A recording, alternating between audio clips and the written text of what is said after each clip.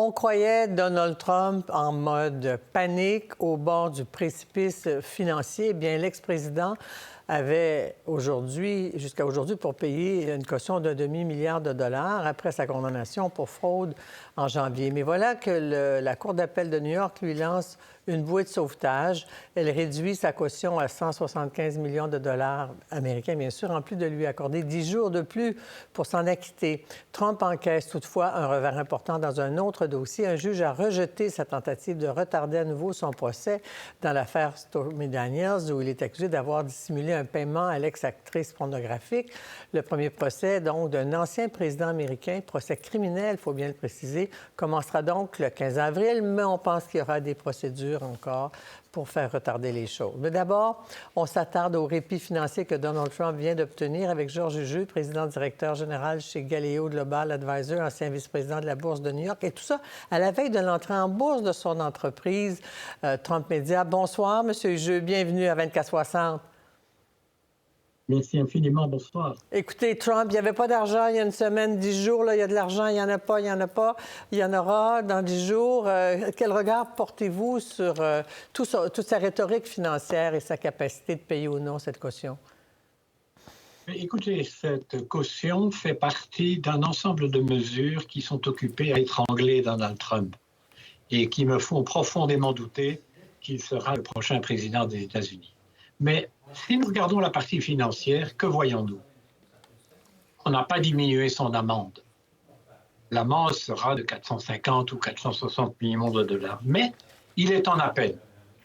Alors, quand il est en appel, on ne lui demande qu'une partie de la caution, plutôt que la totalité de la caution, ce qui, d'un côté, lui fait du bien, mais d'un autre côté, me paraît extrêmement raisonnable, parce qu'il ne faudrait pas qu'il puisse crier au fait qu'on l'a complètement démoli sur le plan financier, etc.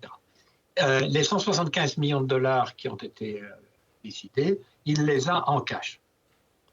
Dit-il. Bon, alors, mais en même temps, comment le croire? Il n'avait pas d'argent, il en a. C'est quelqu'un qui a des entreprises qui ne font pas nécessairement de profit. Au fil du temps, il a fait déjà de nombreuses faillites. Que croire de Donald Trump? Surtout que je pense que il est sorti de court en disant on ne touchera pas à ma Trump Tower, mon bébé, je le garde.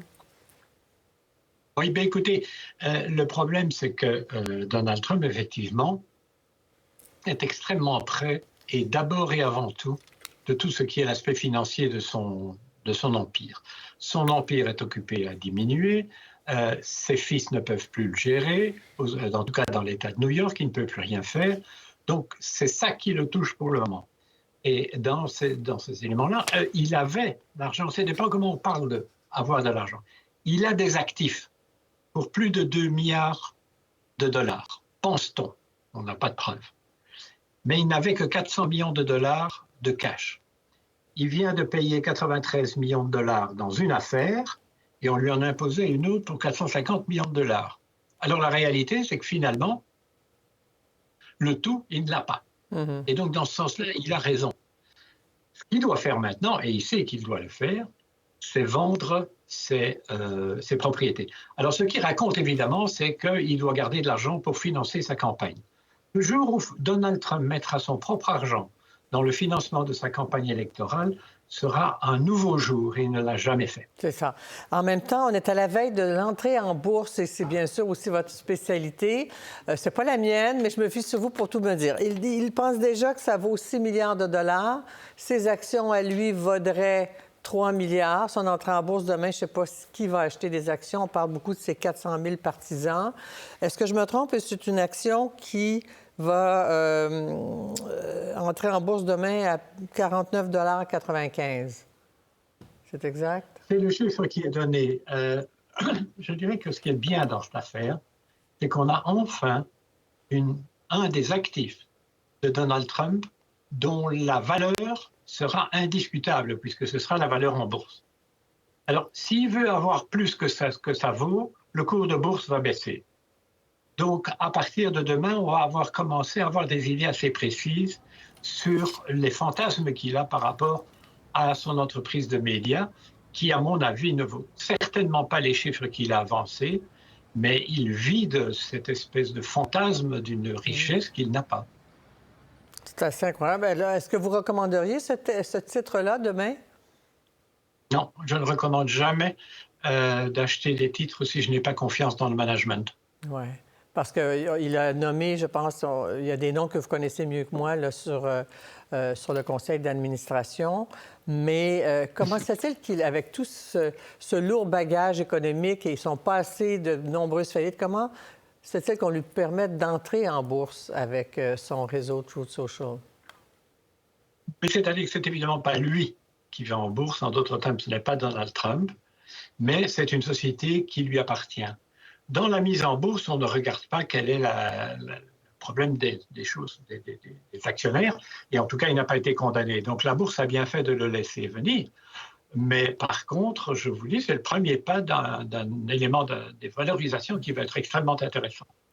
La bourse ne pouvait pas nous bloquer. D'accord. Et en même temps, je lisais qu'il ne peut pas retirer de l'argent. Est-ce que ça veut dire qu'il ne peut pas vendre ses actions avant 6 mois? Il y a une règle qu'il faut maintenir les titres à la bourse pendant 6 mois. Ça ne l'aide pas à court terme pour payer sa caution. C'est-à-dire que, bon, je ne sais pas exactement quel est le pourcentage qu'il détient, mais il est 79 évident. il a 79 millions d'actions.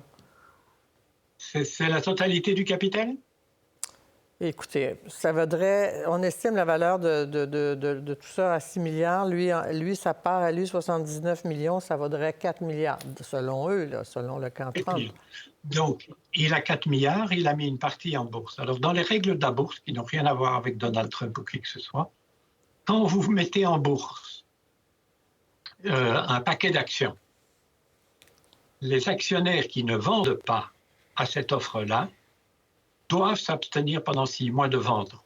Parce que sinon, ceux qui achètent risquent de se trouver dans une difficulté parce que les actionnaires qui ont de l'argent vont pouvoir les vendre. Donc c'est une règle de précaution pour maintenir un véritable marché d'échange des titres. Est-ce que ça peut le sauver, cette opération en bourse? Et prévoyez-vous que ça va exploser demain, le titre? Eh bien, écoutez, je n'en ai aucune idée. Ça peut aller dans tous les sens. Moi, j'ai tendance à dire, pour toutes les mises en bourse, je dis toujours à tous ceux qui s'investissent à ce niveau-là, je dis rendez-vous dans 3 mois. Très bien. Parce que pendant une période de 3 mois, les banques qui ont accepté de soutenir la mise en bourse interviennent sur le marché et le cours n'est pas nécessairement terriblement honnête, je dirais, ou terriblement transparent. Après 3 mois, fait le cas. Et à ce moment-là, on va voir quelle est la vraie valeur de l'entreprise qu'il a vendue. Très bien. Georges Juju, c'est un plaisir de vous parler. Bien sûr, on va surveiller ça demain. Au plaisir de vous reparler à nouveau. Avec grand plaisir. Merci à vous. They could have started this when I left office. You could have gone back 3 years, more than that. When I left office, all of these things could have been started so we wouldn't be quibbling over starting this week or that week or 2 days or 3 days. It wouldn't have mattered. This thing would have been over 2 years ago. And you know why they didn't start it? Because they didn't know I'd be running and they didn't know how well I'd do. On le dit depuis longtemps, il y a comme un choc entre le politique et le judiciaire dans cette campagne électorale jusqu'en novembre. Alors, pour voir les impacts de ça avec Piotr Smolard du quotidien Le Monde. Bonsoir, Piotr.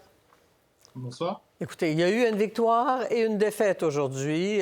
Par où voulez-vous commencer? La victoire avec cette caution qui diminue à 175 millions ou son entrée en bourse ou la défaite parce qu'il devra être en procès dès le 15 avril, du moins jusqu'à maintenant? Je pense qu'il faut commencer par l'information la plus importante qui est vraiment la date fixée enfin pour le premier procès pénal contre Donald Trump. C'est ça l'information essentielle. Sauf coup de théâtre encore de dernière minute et recours, comme vous le mentionniez tout à l'heure, Donald Trump devra comparaître devant la justice pénale à New York à compter du 15 avril et ce sera un moment extrêmement important, même si c'est dans l'affaire Stormy Daniels, qui est l'affaire la plus ancienne et celle qui suscite le plus d'interrogations chez les experts judiciaires sur la solidité des preuves recueillies et la possibilité de le faire condamner. Parce qu'évidemment, on s'intéresse, comme vous le disiez il y a un instant, à l'impact politique possible de ces rendez-vous judiciaires.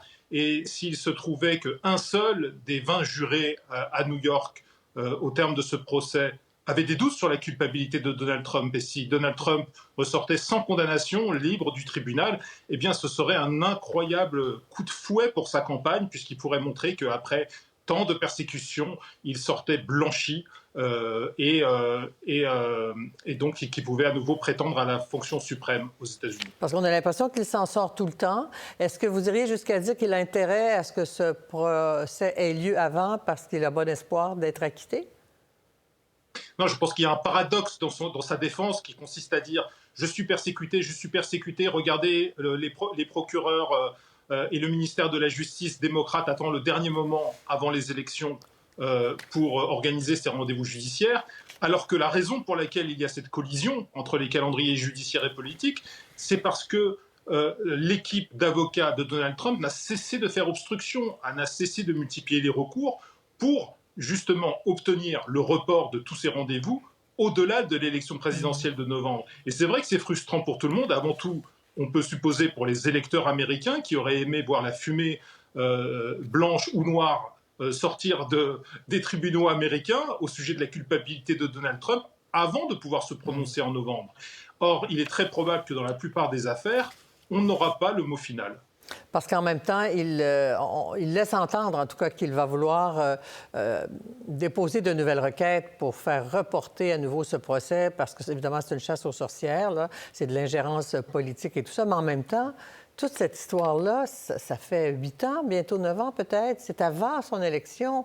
C'est une justice à 2 vitesses pour Trump. On a l'impression qu'il s'en sort tout le temps, qu'il arrive toujours à manipuler les tribunaux. Qu'est-ce que vous en pensez?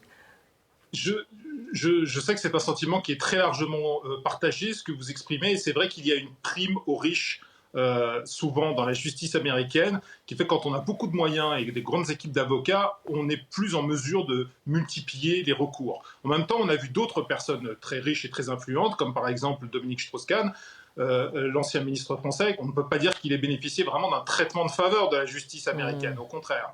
Je pense qu'il faut différencier les différents. Il faut opérer une distinction entre les cas. Ce qui est sûr, c'est que ce rendez-vous sera extrêmement suivi.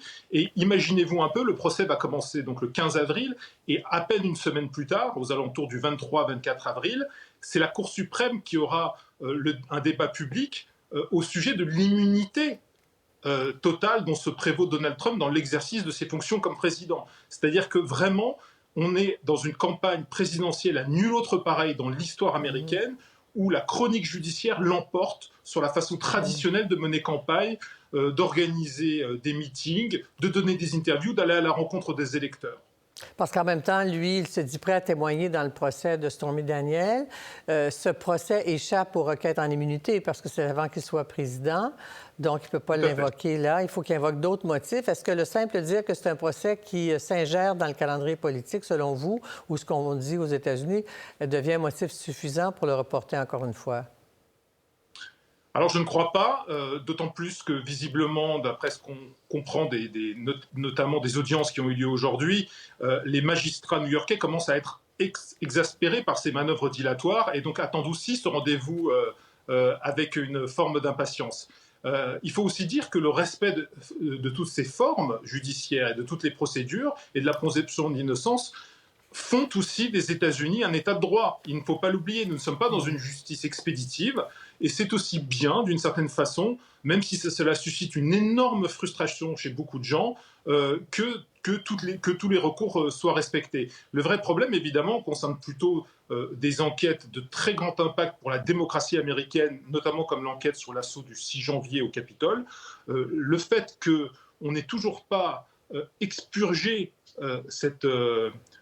ce moment absolument dramatique de l'histoire politique américaine et qu'on en soit toujours à attendre la date d'un procès est quelque chose d'extrêmement frustrant pour de nombreux citoyens américains. Et tout ça, pendant ce temps-là, il met la main sur l'organisation complètement. Il nomme des personnes qui sont aussi de ceux qui nient que Biden ait été élu légitimement président. Pierre Smollett, encore une fois, merci. Toujours un plaisir. Au revoir. Merci beaucoup. Au revoir. Pour voir nos émissions en entier, rendez-vous sur la chaîne ICI RDI.